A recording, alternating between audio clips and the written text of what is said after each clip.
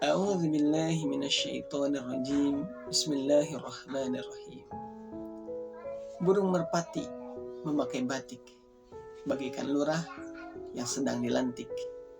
Bisikan hati yang baik adalah anugerah dari Sang Khalik. Assalamualaikum warahmatullahi wabarakatuh. Alhamdulillah, wassalatu wassalamu ala rasulillah wa ala alihi wa mawalah, amma ba'du. Sahabat-sahabatku yang dirahmati Allah Subhanahu wa taala. Alhamdulillah, kita hari ini memasuki hari pertama berpuasa bagi yang baru pertama. Tapi ada juga yang hari ini adalah hari kedua berpuasa. Tidak masalah. Karena sejatinya kita sedang beribadah kepada satu Tuhan, yaitu Allah Azza wa Jalla, yang mana Allah sangat mengetahui setiap apa yang menjadi niatan dalam diri kita.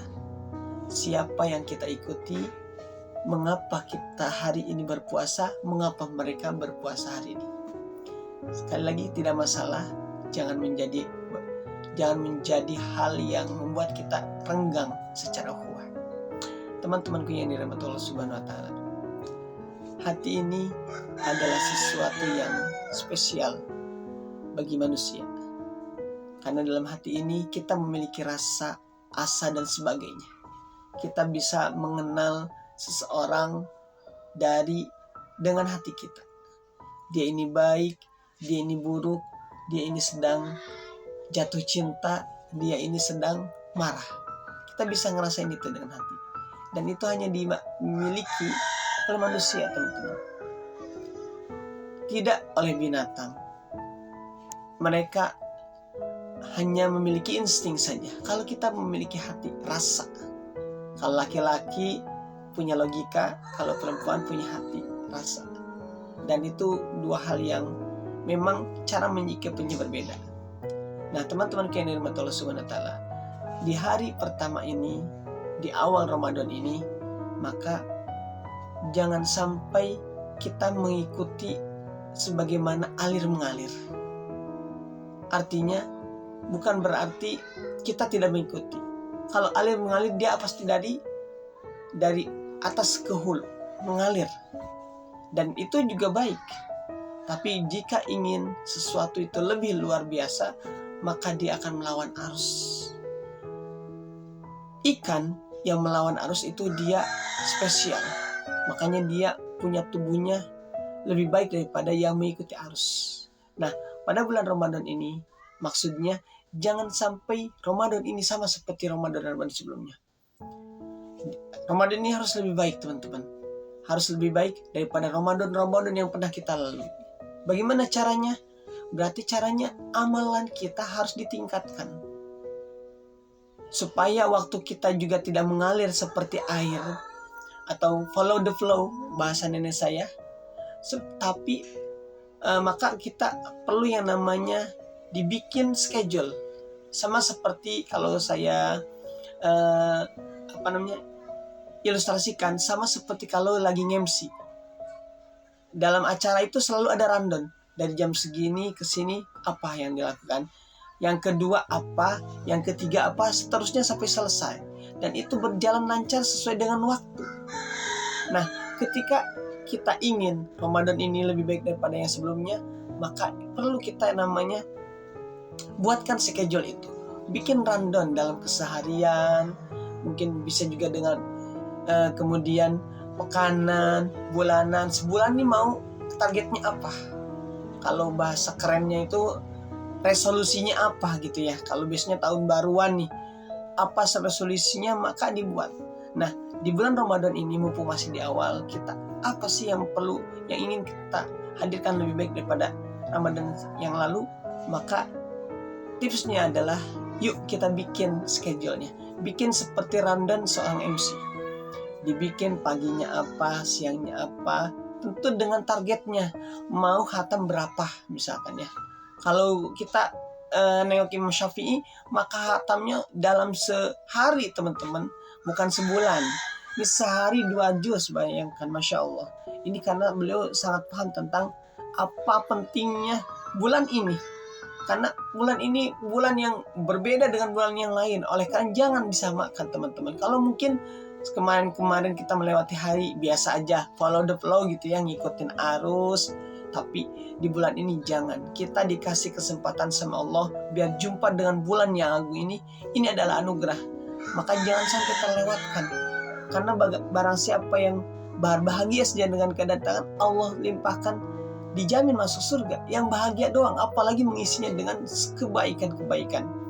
Nah teman-teman kini rahmat Allah subhanahu wa ta'ala, maka yuk kita maksimalkan Ramadan ini.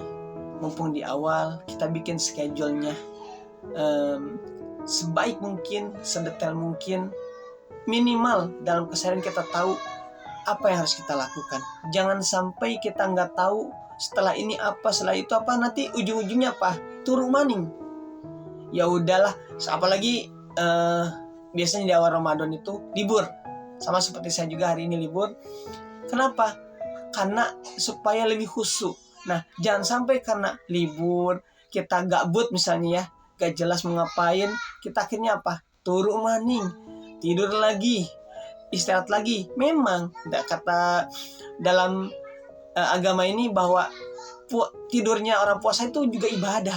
Iya, tapi kalau misalkan belajarnya orang ibadah pasti lebih baik daripada tidurnya.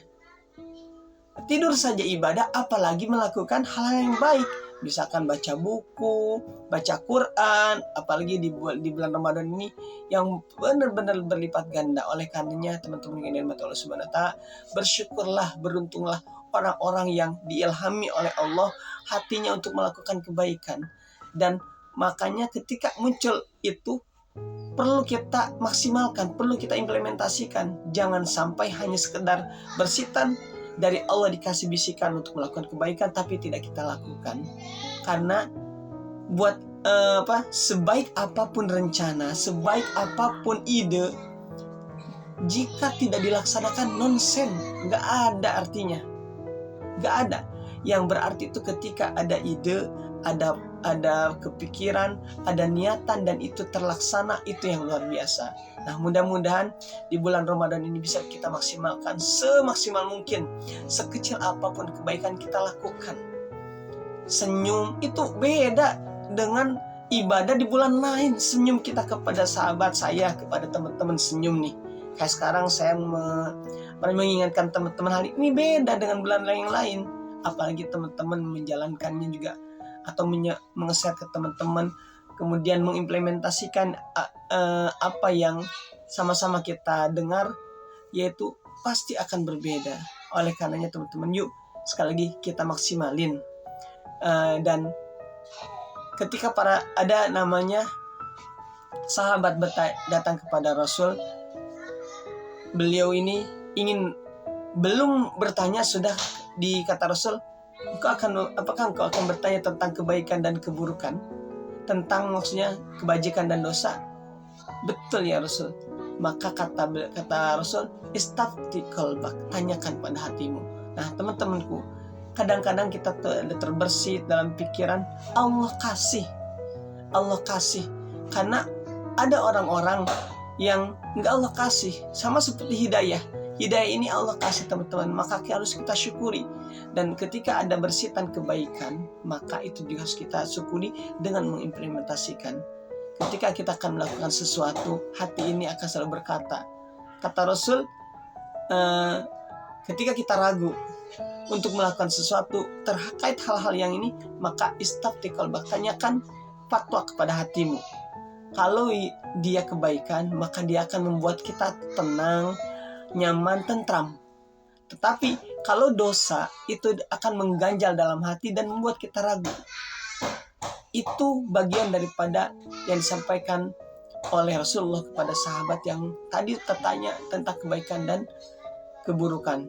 Nah, oleh karena teman-teman, sekali lagi ini mumpung di awal Ramadan, kita maksimalin waktunya dengan membuat perencanaan. Kita bikin schedule sholat, maksudnya terutama Al-Quran, dengan berapa kita mau targetnya, kemudian kita spill, kalau bahasa sekarang di-spill menjadi pagi berapa, siang setelah sholat apa, asar, maghrib, semuanya menjadi semakin mudah dan kita nggak istilahnya gabut. Kita sehingga jam segini karena nggak tahu apa yang mau dilakukan tidur. Jangan sampai seperti itu. Sekali lagi, ini adalah bulan yang setiap waktunya luar biasa. Sayang banget, bener-bener sayang kalau kita lewatkan dengan hal-hal yang tidak bermanfaat.